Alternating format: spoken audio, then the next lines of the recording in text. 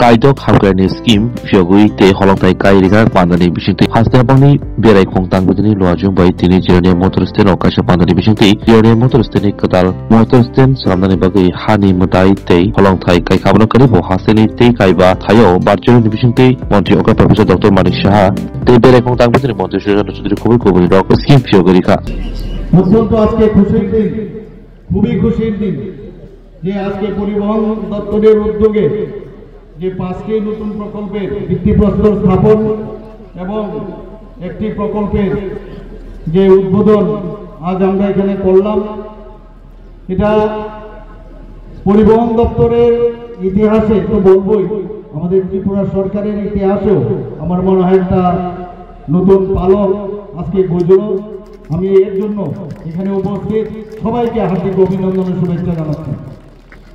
বন্ধুগণ, কিছুদিন আগেও আমাদের 72nd যে এনইসির যে বৈঠক এখানে ত্রিপুরাতে হয়েছিল, সেখানেও আমাদের যশস্বী গৃহমন্ত্রীজি শ্রী অমিত শাহজি এসেছিলেন। উনি কি বললেন? উনি মাননীয় প্রধানমন্ত্রী নরেন্দ্র মোদীজির যে কথা সবসময় বলেন সেই কথাটাই উনি উল্লেখ করেছেন। কি বলেছেন? যে আমাদের যে 8টা রাজ্য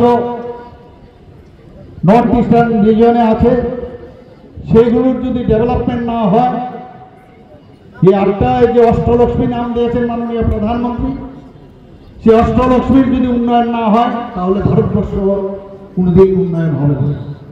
এবং সেই দিশায় কিন্তু কাজ হচ্ছে।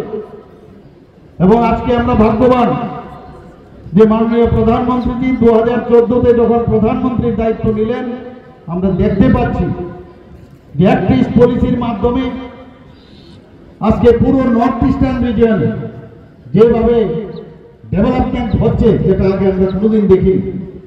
আমরা জীবনকে আজকে 35 বছর এই কমিউনিস্টদের শাসনকালে, তার আগে 5 বছর জোট আমল কংগ্রেসের রাজত্বে, এবং তার আগেও আরো যদি আমরা দেখি ডাইরেক্টলি আর ইনডাইরেক্টলি এই কমিউনিস্টদের মদতে যে সরকার ছিল, সেই সরকারের আমলে আমরা ত্রিপুরার উন্নয়ন আমরা ভাবলাম এইভাবেই বুঝি জীবন। কিন্তু আমরা কিন্তু এখন দেখেছি আঁকা বাঁকা পথে চলবে না। আজকে যেভাবে এখানে বিভিন্ন জায়গায় যে আজকে পর্যটক আমাদের এই ট্রান্সপোর্ট ডিপার্টমেন্ট থেকে হচ্ছে, তাতে করে মালিকের সুবিধা হবে, মালিকদের সুবিধা হবে, ড্রাইভারদের সুবিধা হবে, এবং যারা যাত্রীরা তাদেরও কিন্তু সুবিধা হবে। আগে কিন্তু সেইভাবে ওরা চিন্তা ভাবনা করতো না। তাদেরও একটা রাখার জায়গার দরকার, তাদেরও রেস্টের দরকার, তাদেরও মনোরঞ্জনের দরকার। এই কথাগুলো তাদের মাথায় কিন্তু আসে না। খালি এই কথায় কথায় জিন্দাবাদ জিন্দাবাদ, মালিকের জুলুম চলবে না, কেন্দ্র আমাদের দিচ্ছে না, এইগুলোই তো আমরা শুনতাম। কিন্তু আমরা কি করছি? কাজের পরিপ্রেক্ষিতে আমরা মানুষের কাছে যাচ্ছি। মাননীয় প্রধানমন্ত্রী বারবার বলছেন যে কাজের কোনো বিকল্প নেই, এবং সেটা কিন্তু আমরা দেখতে পাচ্ছি। হীরা মডেল আমাদের দিয়েছেন মাননীয় প্রধানমন্ত্রী, হীরা মডেল আমাদের দিয়েছেন, ন্যাশনাল হাইওয়ে দিয়েছেন, 6টা ন্যাশনাল হাইওয়ে। আজকে একটু আগে আমাদের মাননীয় মন্ত্রী বাহাদুর বলেছেন, আপনাদের এখানকার প্রিয় বিধায়ক উনি নিজে বলেছেন যে কিভাবে আজকে এই 6টা ন্যাশনাল হাইওয়ে আমরা ডেভেলপ, প্রায় 40%-এর উপরে এখন ডেভেলপমেন্ট হয়ে গেছে। বাকিগুলো শেষের পথে, বিভিন্ন সময়ে যে নির্দিষ্ট সময় দেওয়া হয়েছে সেই সময়ে সেগুলো শেষ হবে। মানুষ আগে এক জায়গা থেকে আরেক জায়গায় যেতে কত কষ্টের মধ্যে যেতে, সেই জায়গায় আজকে এত স্মুথ রান হচ্ছে। আপনারা হয়তোবা জানেন যে আমাদের বিগত যে পার্লামেন্টারি ইলেকশন হয়েছে, আমি 10,000 কিলোমিটার এই ইলেকশনের জন্য আমার ঘুরতে হয়েছে। এই 10,000 কিলোমিটারের মধ্যে আমি প্রায় 6 কিলোমিটার, 6,000 কিলোমিটার আমি রোডে চড়েছি। এবং আছে এখন নিচের দিক দিয়ে এই ল অ্যান্ড অর্ডার সিচুয়েশন। তাহলে কোথায় আইন শৃঙ্খলার সমস্যা? মাঝে মাঝে এদিক সেদিকে ওই দিক থেকে মাঝে মাঝে খবরাখবর আছে, কিন্তু আমরা বারবার সেই জায়গার মধ্যে কিন্তু অ্যাড্রেস করছি। আমরা দেখেছি আমাদের মধ্যে জাতি জনজাতির মধ্যে যাতে একটা বিভেদ সৃষ্টি করার একটা চেষ্টা চক্রান্ত এখানে করা হয়েছে। আমরা মন্ডল বিচার গঠন আপনারা নিশ্চয়ই মনে আছে, আমি নিজে সেখানে গিয়েছি। 3 দিনের মধ্যে সেখানকার গিয়ে আমরা বিভিন্নভাবে সেই সমস্যার সমাধান করেছি। আমরা কুর্তি কদম তোলার ঘটনাও দেখুন, সেখানেও কিন্তু একটা দাঙ্গা বাঁধানোর চেষ্টা করেছে। টুকটাক সব জায়গার মধ্যে এই ধরনের চেষ্টা করেছে। আমরা চাই ত্রিপুরাতে জাতি জনজাতি আমরা সবাই একসাথে মিলে এই যে একটা তীর্থস্থান আমি বলবো ত্রিপুরা, তার একটা ইতিহাস আছে, সেই ইতিহাসকে সামনে রেখে আমরা সমস্ত ভারতবর্ষের মধ্যে ত্রিপুরা এখন একটা পারফর্মিং স্টেট হিসাবে প্রতিষ্ঠিত হয়েছে এবং তার ইন্ডেক্স আছে। শুধু মুখে বলছি না, ডাটা বলছে যে ত্রিপুরা এখন এই নর্থ ইস্টার্ন জোনের মধ্যে আপনারা যদি জিএসডিপির কথা বলুন, ত্রিপুরা দ্বিতীয় স্থানে এখন জিএসডিপির দিকে আছে। পার ক্যাপিটা ইনকামের কথা যদি বলেন তাহলে নর্থ ইস্টার্ন জোনের মধ্যে আমরা দ্বিতীয় স্থানে রয়েছে। সব দিকে আমরা যেভাবে আমরা কাজ করছি এবং কেন্দ্রে যখন আমাদের বিভিন্ন মিটিং হয় সেখানেও আমাদের ত্রিপুরার পারফরমেন্স অনেক অনেক বেটার। আমি মাননীয় প্রধানমন্ত্রীকে ধন্যবাদ দেব। উনি গত পরশুদিন আপনারা দেখেছেন যে পরীক্ষা পে চর্চা, ত্রিপুরার একটা ছেলে, ওর সাথে যখনই ত্রিপুরার নাম উনি শুনেন ওর সাথে একটু এক্সট্রা মাইনে দিতেন। হয়েছে আমাদের বিলুনিয়ার সাউথ থেকে ছেলেটা ওর সাথে কথা বলছে, ওকে বলছে কিভাবে ডান্স করো দেখাও তো একটু। তো এই যে ব্যবস্থা আমাদের গার্জিয়ানশিপ এবং গার্জিয়ান কিরকম গার্জিয়ান মনে হয় নিজে তার সাথে কথা বলছে, he is the ambassador of us. সেইভাবে আমাদের এখন সারা ভারতবর্ষের মধ্যে ত্রিপুরার স্থান সেইভাবে সেখানে এখন প্রতিষ্ঠিত আছে বন্ধুগণ, এবং সেটা একমাত্র সম্ভব এখানে মা বোনেরা প্রচুর আছেন। আপনারা জানেন যে মা বোনদের মানে কিভাবে আর্থসামাজিক উন্নয়ন করা যায় আমাদের এই রাজ্য সরকার এবং কেন্দ্রীয় সরকার কিভাবে কাজ করছে। যেখানে আর মাননীয় প্রধানমন্ত্রীজি বারবার ভেবেছেন যে আমাদের মা বোন ভাই মানুষ কিভাবে তাদের চিকিৎসা করাবে। প্রধানমন্ত্রী জন আরোগ্য যোজনা উনি শুরু করেছেন এবং আজকে 80 যারা 70 বছরের মধ্যে তাদের জন্য উনি এই জন আরোগ্য যোজনার যে স্কিম তার মধ্যেও উনি নিয়ে এসেছেন। আমরা দেখলাম ত্রিপুরা সরকারও আমরা ভাবলাম যে প্রধানমন্ত্রীজি যখন আমাদের এইভাবে দেখাচ্ছেন আমাদেরও কিছু করা উচিত, আমাদেরও কিছু কর্তব্য আছে। তো এই যে ক্যাপিং আছে প্রধানমন্ত্রী জন আরোগ্য যোজনার কে পাবে, সেই জায়গা থেকে বেরিয়ে ত্রিপুরা একমাত্র রাজ্য সারা ভারতবর্ষের মধ্যে যেখানে মুখ্যমন্ত্রী জন আরোগ্য যোজনা আমরা শুরু করলাম। একই কায়দায় একই স্টাইলে আমরা করেছি এবং এতে করে ত্রিপুরাতে সমস্ত মানুষ এই যে স্বাস্থ্য পরিষেবার বিষয়ে এবং তাদের যে এই ইন্স্যুরেন্সের বিষয়ে একমাত্র ত্রিপুরা একমাত্র রাজ্য সারা ভারতবর্ষের মধ্যে 100% কভারেজ যেখানে রয়েছে। আমি এলাকার জনপ্রতিনিধি হিসাবে শুধু এটুকু বলতে চাইছি যে আমাদের রাজ্য কোথায় ছিল, বর্তমানে আমরা কোন জায়গায় দাঁড়িয়ে রয়েছি। উন্নয়নের নিরিখে মাননীয় মুখ্যমন্ত্রী প্রায়শই বলেন যে আমার কোনো ধর্ম নেই, আমার কোনো বর্ণ নেই, আমি কিছু চিনি না, আমি শুধু জানি রাজ্যকে এগিয়ে নিয়ে যেতে সমস্ত অংশের মানুষের জন্য উন্নয়নের নিরিখে কাজ করার জন্য। কাজই হচ্ছে আমার পরিচয়, কাজের মাধ্যমেই মানুষ আমাকে চিনবে, কাজের মাধ্যমেই রাজ্যকে আমরা এক ত্রিপুরা শ্রেষ্ঠ ত্রিপুরা করব। উনি বিধানসভার ভেতরে যেমন বলেন, বিধানসভার বাইরেও উনি সেই কথা বলেন। তো স্বাভাবিকভাবে আজকে কাজের নিরিখে, উন্নয়নের নিরিখে 40 কোটি 50 লক্ষ টাকা ব্যয়ে রাজ্যের যে পরিবহন দপ্তরের অধীন যে পরিকাঠামো ত্রিপুরা রাজ্যে গড়ে উঠেছে বা ওঠার জন্য মাননীয় মুখ্যমন্ত্রী এখানে উপস্থিত হয়েছে, তারই অঙ্গ হিসাবে আজকে 13 কোটি টাকা ব্যয়ে আমাদের জিরানিয়া মডেল স্ট্যান্ডের উনি শুভ শিলান্যাস করলেন, যা আগামী 1.5 বছরের মধ্যে আমাদের মাথা তুলে দাঁড়াবে এবং এই অঞ্চলে পরিবহন ব্যবস্থার দিক থেকে একটা নতুন পলক, নতুন দিগন্তের আমরা একটা শুভ সূচনা করতে পারবো বন্ধুরা। শুধু তাই নয়, উন্নয়নের নিরিখে আপনারা দেখছেন যে জিরানিয়া ন্যাশনাল হাইওয়ে আজকে প্রশস্ত হচ্ছে, মাথা তুলে দাঁড়াচ্ছে। আগামী 1 থেকে 1.5 বছরের মধ্যে এই ন্যাশনাল হাইওয়ে আমাদের আগে একটা মাত্র ন্যাশনাল হাইওয়ে ছিল এই আসাম আগরতলা রোড, বর্তমানে মাননীয় মুখ্যমন্ত্রীর নেতৃত্বে আমাদের 6টা ন্যাশনাল হাইওয়ে হয়েছে এবং আরো 3টে ন্যাশনাল হাইওয়ে আমাদেরকে ইন প্রিন্সিপাল স্যাংশন দিয়েছেন আমাদের প্রধানমন্ত্রী মোদীজি, নীতিন গডকরিজি, মাননীয় মুখ্যমন্ত্রীর প্রচেষ্টায়। বন্ধুরা, প্রতিটি ক্ষেত্রে উন্নয়নের পলক সেখানে যুক্ত হচ্ছে আমাদের জিরানিয়ার মধ্যে।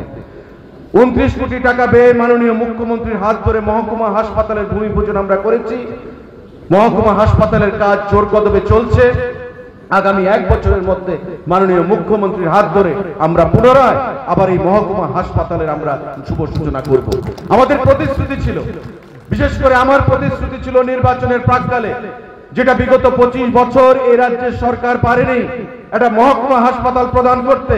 মাননীয় মুখ্যমন্ত্রীকে যখন আমি বললাম নির্বাচনে জয়ী হওয়ার আগে, উনি আমাকে বললেন যে আমি কথা দিলাম তোমাকে জিরানিয়াতে মহকুমা হাসপাতাল আমি করে দেব, এবং উনার হাত ধরে আমরা ভূমি পূজন করেছি।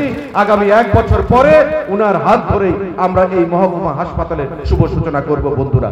এতে করে শুধু জিরানিয়ার নয়, মান্দাই, আমাদের পার্শ্ববর্তী প্রতিটি অঞ্চলে, Belbari block, Jirania block, Mandai block, প্রতিটি অংশের ওই আপনার বড়মোড়া অঞ্চলের পাদদেশ থেকে মানুষ এই হাসপাতালের সুবিধা নিতে পারবে। কথায় কথায় আমাকে আগরতলা ছুটে যেতে হবে না বন্ধুরা। অনেক প্রকল্প, আমাদের মোটর স্ট্যান্ড বলুন, আমাদের মহকুমা হাসপাতাল বলুন, ডিডব্লিউএস এর ডিভিশন বলুন, রুরাল ডেভেলপমেন্টের ডিভিশন বলুন, বিদ্যুৎ দপ্তরের ডিভিশন বলুন, প্রত্যেকটি ক্ষেত্রে আমরা উন্নয়নের দিকে এগিয়ে যাচ্ছি।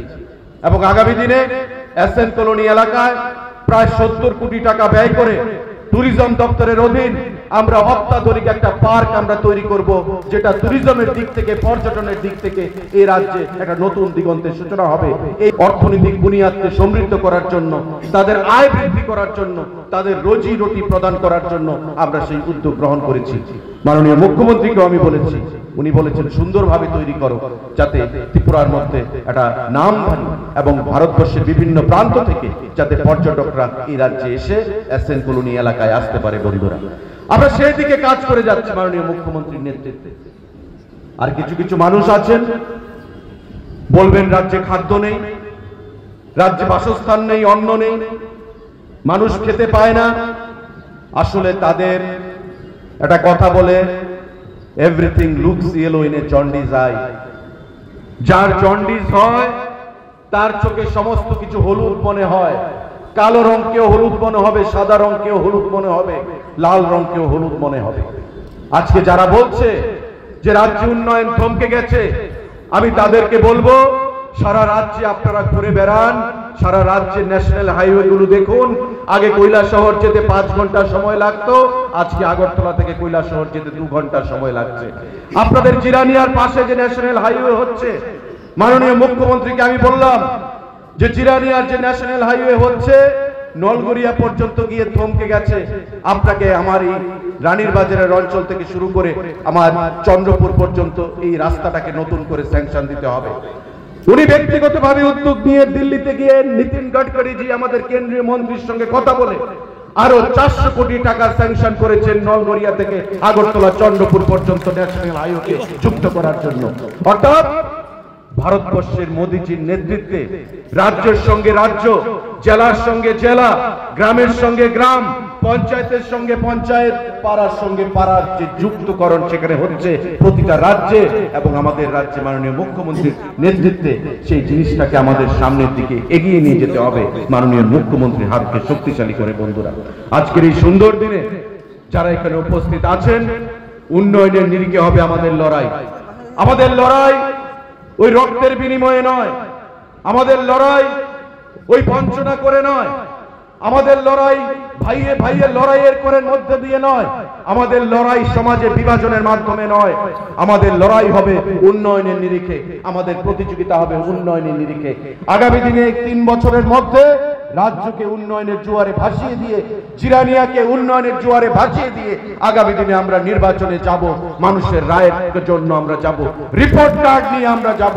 বিগত দিনে যেভাবে 23-এর নির্বাচনে, 18-র নির্বাচনে আমরা এসেছিলাম, 23-এর নির্বাচনে আমরা আবার মাননীয় মুখ্যমন্ত্রীর নেতৃত্বে দ্বিতীয়বার ক্ষমতায় প্রতিষ্ঠিত হয়েছি।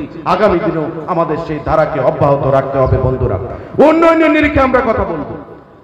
আর যারা বিরোধীরা রয়েছেন, যাদের চোখে উন্নয়ন দেখা হচ্ছে না, যাদের চোখে উন্নয়ন সহ্য হচ্ছে না, তারা বলছেন বাজেট নিয়ে কথা বলছেন, কেন্দ্রীয় সরকারের বাজেটের বিরুদ্ধে কথা বলছেন। এবারকার বাজেট জনমুখী বাজেট পেশ করেছেন আমাদের দেশের অর্থমন্ত্রী নির্মলা সীতারামন জি। গত 1 তারিখ যে বাজেট পেশ করেছেন, আমি বেশি কথা বলবো না, মাননীয় মুখ্যমন্ত্রী বলবেন ওই 1 তারিখের বাজেটে ভারতবর্ষের প্রতিটি অংশের মানুষের সমর্থন কুড়িয়েছে, প্রশংসা কুড়িয়েছে। এটা শিল্পপতি বলুন, এটা কর্মচারী বলুন, এখানে সমর্থন কুড়িয়েছে আমাদের বর্তমান বাজেট। এবং আমাদের উত্তর পূর্বাঞ্চলের জন্য 47% বাজেটের অর্থ বৃদ্ধি করা হয়েছে। তার অর্থ হচ্ছে যে আমাদের রাজ্যে এই 47% যে বাজেট বৃদ্ধি করা হয়েছে গত বছর থেকে, আমাদের রাজ্যেও তার সুফল আমরা পাবো। কৃষিতে পাবো, গ্রাম উন্নয়নে পাবো, নগর উন্নয়নে পাবো, প্রতিটি দপ্তরে, পূর্ত দপ্তরে পাবো, পরিবহন দপ্তরে পাবো। এই যে অর্থ ব্যয় করে 40,50,00,000 টাকা ব্যয় করে আমাদের যে আজকে যে শিলান্যাসগুলো হলো, এগুলো কার টাকা? রাজ্য সরকার এবং কেন্দ্রীয় সরকারের যৌথ অর্থানুকূল্যে। স্পেশাল অ্যাসিস্ট্যান্স কে আমাদেরকে প্রদান করছে? কেন্দ্রীয় সরকার আমাদেরকে স্পেশাল অ্যাসিস্ট্যান্স প্রদান করছে। এবং এই যে বাজেট বৃদ্ধি হয়েছে 47% বাজেট আমাদের উত্তর পূর্বাঞ্চলের জন্য, সেই বাজেট আমাদের রাজ্যে আসবে, আমাদের জিরানিয়াতে আসবে, আমাদের প্রতিটি পঞ্চায়েতে আসবে। বন্ধুরা, আগামী দিনে উন্নয়নের নিরিখে আপনারা সেই জিনিসটা লক্ষ্য করতে পারবেন। আমি আর বক্তব্য দীর্ঘায়িত না করে, আজকে এটা আমাদের সরকারি অনুষ্ঠান। এই সরকারি অনুষ্ঠানে আমরা যারা এখানে আমন্ত্রিত হয়ে এসেছেন তাদের সবাইকে অনেক অনেক শুভেচ্ছা, অনেক অনেক অভিনন্দন, অনেক অনেক ধন্যবাদ জানাচ্ছি। দিনে উন্নয়নের নিরিখে আমরা কথা বলবো, উন্নয়নের নিরিখে আমরা রাজ্যকে এগিয়ে নিয়ে যাব, উন্নয়নের নিরিখে রাজ্যের মাননীয় মুখ্যমন্ত্রীর হাতকে শক্তিশালী করে আগামী দিনে রিপোর্ট কার্ড নিয়ে যাতে ত্রিপুরা রাজ্যে আরো 20 বছর 25 বছর, যেটা মোদীজি বলেন, ये तो शुरुआत है, तीसरी बार है, हमें और जाना है, आगे ले जाना है, भारत को आगे ले जाना है, त्रिपुरा को आगे ले जाना है, भारत को विश्व गुरु बनाना है, एक त्रिपुरा श्रेष्ठ त्रिपुरा बनाना है। আজকের এই অনুষ্ঠান মঞ্চ থেকে আমি সেই আহ্বান জানিয়ে উন্নয়নের পক্ষে থাকবেন, সরকারের পক্ষে থাকবেন, এই আশা রেখে আহ্বান জানিয়ে আমি আমার